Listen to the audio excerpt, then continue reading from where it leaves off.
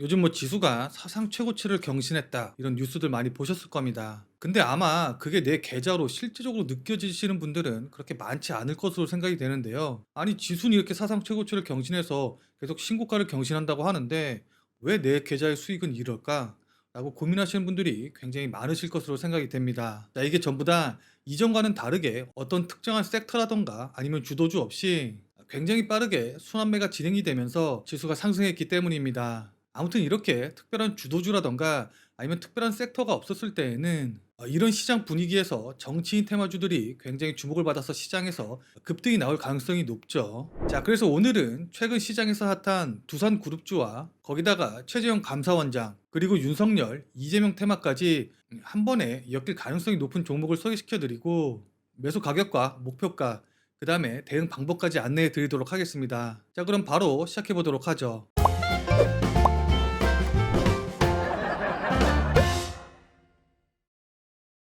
안녕하십니까. 근보이는 투자생활 근투생의 김민우입니다.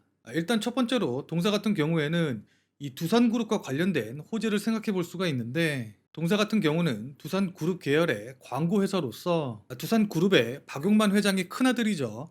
이 박서원 씨가 CCO로서 재직을 하고 있는 회사입니다. 최근 두산그룹 같은 경우에는 원전과 관련된 호재, 거기다가 플러스로 지난 10년간의 구조 조정에 따른 재무 구조 개선의 효과가 이제부터 나올 가능성이 높다는 기대감이 있기 때문에 모 회사인 두산그룹과 혈연이라는 강력한 연결점을 갖고 있는 동사의 주가 역시도 관련주로서 상승의 호재 요인으로 작용할 가능성이 높겠죠. 자, 그리고 두 번째로 최재형 감사원장과 관련된 테마주로서 수혜를 받을 가능성이 있는데, 일단 이 최재형 감사원장 하면은 원전과 관련된 이슈로 인해서 문재인 정부와 또 현재 여당인 더불어민주당의 압박에도 불구하고 본인의 소신을 굽히지 않고 대립하던 모습을 기억하시는 분들이 꽤 많으실 겁니다.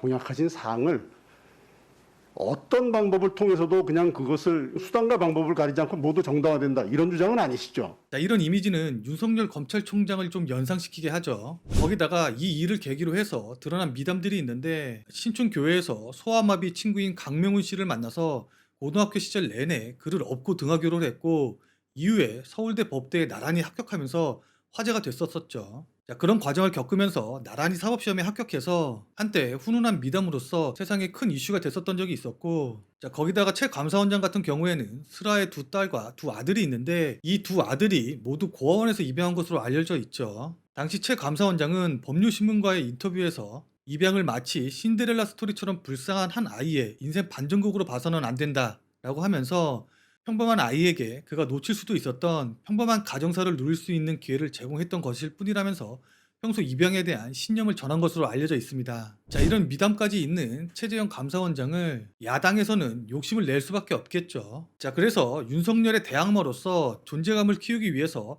야권 대선 후보로 최재형 감사원장을 밀고 있다는 소리가 나오고 있고, 또 아까 말씀드렸던 이 미담의 주인공인 강명훈 씨가 주축이 돼서 대선 캠프를 차리고 있다는 이야기도 나오고 있습니다. 자, 그럼 동사와 어떤 관계가 있는지도 한번 살펴봐야겠죠. 일단 동사의 사회이사 중에 이재호 씨가 있는데, 이분이 최재형 감사원장과 경기고, 서울대, 그 다음에 청주지방법원 판사, 서울지방법원 부장판사, 서울고등법원 부장판사라는 학연과 근무지의 직속 선후배로서의 관계를 갖고 있기 때문에 관련주로서 분류가 돼서 움직이고 있습니다. 자, 그리고 방금 말씀드렸다시피 이 이재호 씨가 서울대 법학과 출신이기 때문에 윤석열 검찰총장과도 서울대 법학과 동문으로서 관련주로 엮여서 움직일 가능성이 있고, 거기다가 처음에 소개시켜드린 두산그룹이 중앙대를 인수해서 운영을 하고 있기 때문에 이재명 경기도지사가 중앙대학교 법학과 출신이기 때문에 이재명 관련주로 분류돼서 또 움직일 가능성도 충분히 있는 종목입니다. 자, 여기까지 말씀드리면 눈치채신 분들도 계실 것 같은데, 이쯤에서 종목명을 공개하도록 하겠습니다. 제가 방금 설명해드린 모멘텀을 가진 회사는 바로 오리콤입니다. 자, 근데 차트를 보시면 아시겠지만은 오리콤이 바로 이런 이유들로 인해서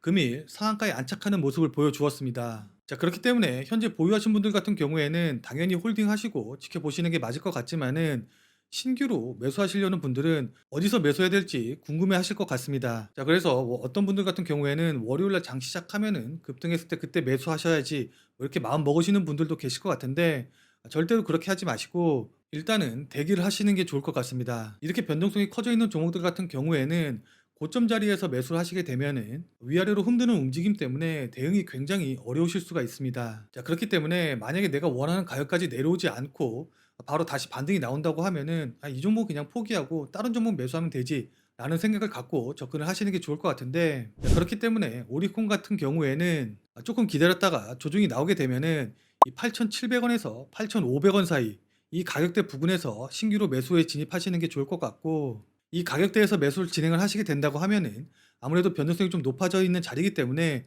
손절 라인도 조금 더 길게 잡고 대응을 하셔야겠죠.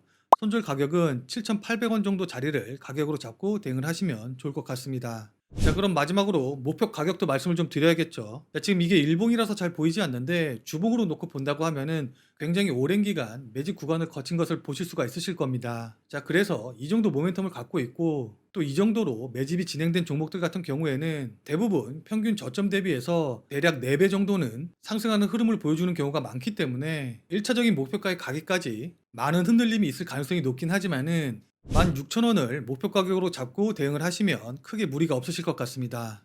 물론 딱 16,000원까지 간다고 보시기보다는 16,000원 내외 정도, 그 부근 정도를 목표가로 잡고 대응하시는 게 좋겠죠.